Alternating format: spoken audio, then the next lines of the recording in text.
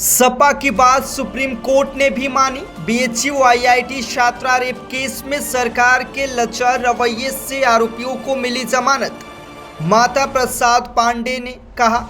Samajwadi party के वरिष्ठ नेता और नेता प्रतिपक्ष माता प्रसाद पांडे ने बुलडोजर संस्कृति पर सुप्रीम कोर्ट के दिए गए गाइडलाइन का स्वागत किया है।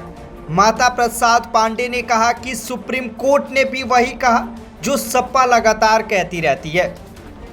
बीजेपी सरकार बुलडोजर संस्कृति की आड़ में पक्षपातपूर्ण कार्यवाही करती है।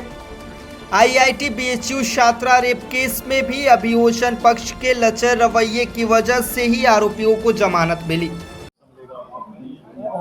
गाजीपुर में सैदपुर में हमारे पार्टी के बड़े कर्मठ कार्यकर्ता थे अर्जुन राय, और उनकी तीसरी पुण्यतिथि भी उसी में मैं आया था।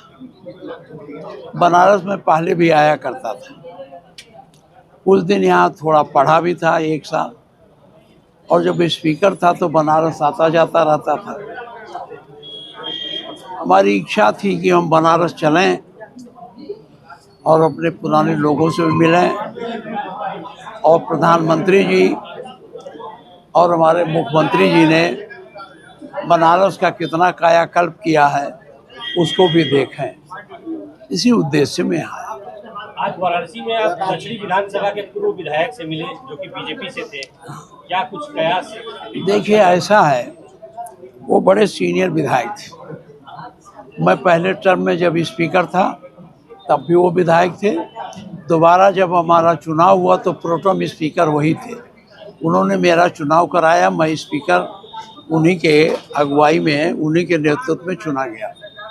वो वरिष्ठ हैं और मुझे पता चला कि वो अस्वस्थ हैं और उनसे चलने उड़ने में उन्हें दिक्कत है।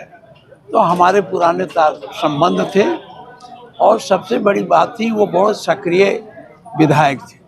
जब हम स्पीकर थे तो रोज़ वो बनारस की गलियों के बारे में, बनारस के बिजली के बारे में, बनारस के पानी के बारे में, बनारस में जो बम विस्फोट हुआ था, कोई बम फूटा था, उस सब बारों में वो बहुत सवाल करते और बनारस के लिए बहुत जागरूक रहते थे। ऐसे हमारे वो संबंध रहे हैं। तो मैं जब यहाँ आया, सुना कि उनकी तबीयत ठीक नहीं है, तो मैं उनके घर उनसे मिलने गया था। एक औपचारिक भेंट थी।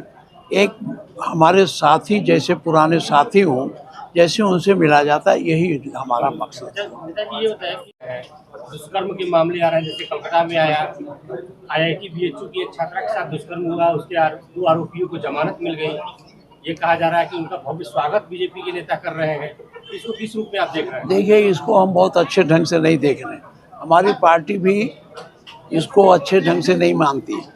जमानत हुई है, न्यायालय ने जमानत दिया, इन्होंने ठीक से पैरवी नहीं की होगी।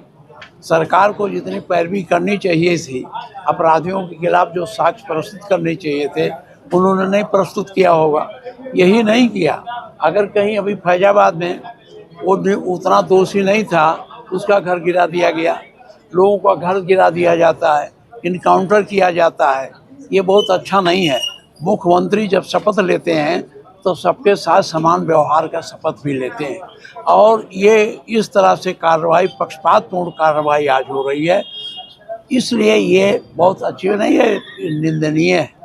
दूसरी बात मैं कहना चाहूँगा कि जो ये घटनाएं हो रही हैं, घटनाओं के बाद तो आप कार्रवाई करते हैं, घटनाओं के बाद आप घर गिरा दे रहे हैं, इनकाउंटर कर दे रहे हैं, लेकिन ये घटनाएं होती ही क्यों? जब आपके पास इतनी फोर्स है, इतने लोग हैं, तो इन घटनाओं को रोकने के लिए आपने क्या प्रयास किया? एक घटना हो गई, मैंने असेंबली में भी कहा, उन्होंने कोई जवाब नहीं दिया। आपको इन घटनाओं को प्रिवेंटिव मेजर क्या आपका है? आप घटना के बाद तो आपके पास है, मुकदमा चला देंगे, घर गिरा देंगे, जेल भेज देंगे, लेकिन ये घटनाएं घटे ही ना, इसके पास आपके पास क्या योजना है? कोई योजना नहीं इनके पास। अगर वो योजना नहीं होगी तो ये घटनाओं को रोक नहीं पाएंगे। केवल प्रिवेंटिव मेजर से घटनाएं रुकेंगी, और घटना हो जाने के बाद आप कठोर कार्रवाई करें, कितनी कार्रवाई रुक रहा है, रोज तो हो रहा है। आपने बुलडोजर की कार्रवाई की बात नहीं